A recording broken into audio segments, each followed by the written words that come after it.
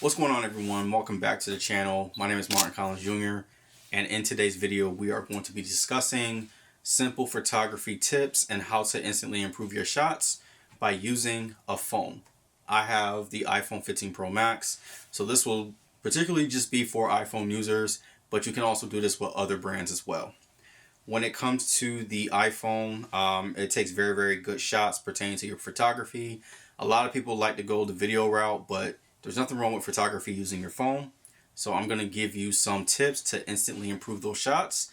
If you feel like this video is for you, go ahead and hit a like and go ahead and subscribe for more content like this. So the first tip pertaining to photography when it comes to using your phone, you want to be able to clean the lenses that's onto the phone.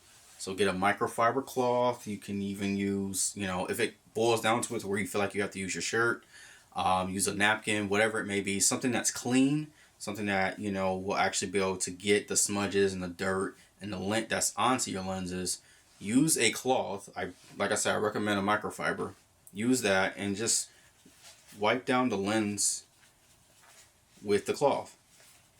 The reason why this is so important is because you have a lot of dirt, you have a lot of lint that goes onto your camera.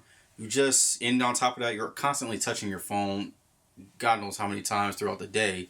So you want to be able to just make sure that everything is clean, everything's precise. So when it comes to you ready to snap those photos, everything looks clean and crisp. There's no type of blurriness or anything going on pertaining to the back of the phone.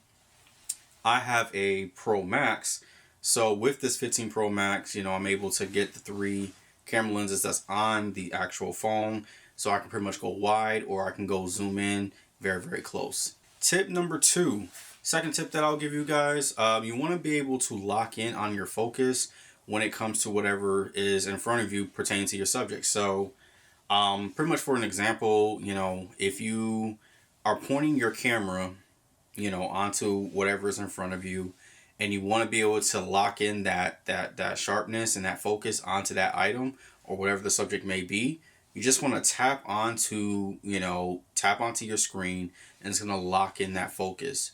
So then whenever you're moving around and you're taking those pictures, it's strictly onto that focus, to where nothing blurs out, nothing is out of focus, and everything is sharp and precise. Tip number 3, when it comes to getting sharp and nice precise photos, you want to be able to adjust the exposure if you need to. So based off of your lighting scenario, depending on where you are, you want to be able to just adjust the exposure to where it's not too washed out and bright, but you don't want to make it too dim to where you can't see anything. So you want to be able to control the lighting scenario based off of the phone, because when the light hits the sensor, just like how it does on your camera, it does the same thing on your phone. So you can adjust how you want to be able to adjust the exposure onto your subject. Tip number 4, I would say the 4th tip will be to use the lens based off of the zoom that you want to be able to use. You can use the 1x or you can use the 2x, depending on your scenario and what you're trying to accomplish when it comes to taking the photo. Now, a lot of people use the 1x, which is completely fine. That's your standard zoom. But you want to be able to just be a little bit creative when it comes to just taking your shot. You don't want to just take it just straight head on. You want to be able to move around, get good angles in that way. If you feel like you want to get a distorted shot, but you want to make it creative, you can use the 0.5 lens, and that will actually zoom all the way out.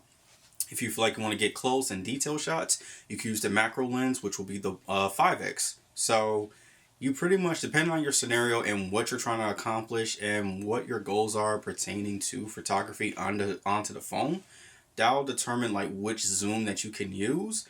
But the 1x zoom is the most, accurate and more sharper type of zoom that you can use for the lens. And then if you were to, like I said, if you want to zoom out and get a wider scale of a picture, you can use that 0.5. So I usually go between 0.5 to maybe 1.5. Tip number 5, you want to be able to use the grid lines. A lot of people say rule of thirds. You see how when you have everything in a tic-tac-toe type of scenery. So that's pretty much the grid lines. And the reason why that's so important is because when it comes to your framing and you want to be able to get the shots of how you want it, set up. Using those guidelines can actually set up your portraits and your pictures, and it actually makes the picture a lot better. It makes more sense. It's not out of proportion. So it's just best to make sure that you have things in alignment, and being able to use those boxes for your advantage actually makes a huge difference. Tip number 6, I would say also use natural lighting. Use light to your advantage. When it comes to photography, lighting is super important. It's not just for videography or even talking heads like this. This is also pertaining to photography as well. So for me personally, I like using controlled lighting. So I may have like a soft box or a soft light here. I may have another light here. I may use the ambient light that's in the room, but based off your scenario, if you are in a controlled environment, use lighting to your advantage and be creative with how you use that lighting. Another tip that a lot of people use, they use portrait mode. Portrait mode is pretty cool to use because it automatically gives you your aperture at a certain level, to where you'll have a lot of blurriness and you have a lot of depth in the background, but it's focused on the person. So using portrait mode is pretty cool to use. It's just somewhat of the same realities of using your camera lens, or using, not your camera lens, but it's the same reality of actually using your camera. But it's the same rules onto your phone, which kind of leads into the next tip. You want to be able to change up your angles. You don't want to just stay, like I said, in one spot. You want to be, if you feel like you need to get on the ground, you feel like you need to, be overhead and be up top. Create dramatic type of scenery when it comes to the photography. Like I said, you are your own director. So get into your brain, get into your imagination, and just have fun and be able to just be creative on how you move when it comes to, different angles, different movements, using props, make it creative. Photography is more of an art opposed to just snap and go. And the last tip that I can really think that I can give you guys, keep it simple when it comes to the editing process. Since you're editing on your phone, you don't necessarily need to do any type of heavy editing.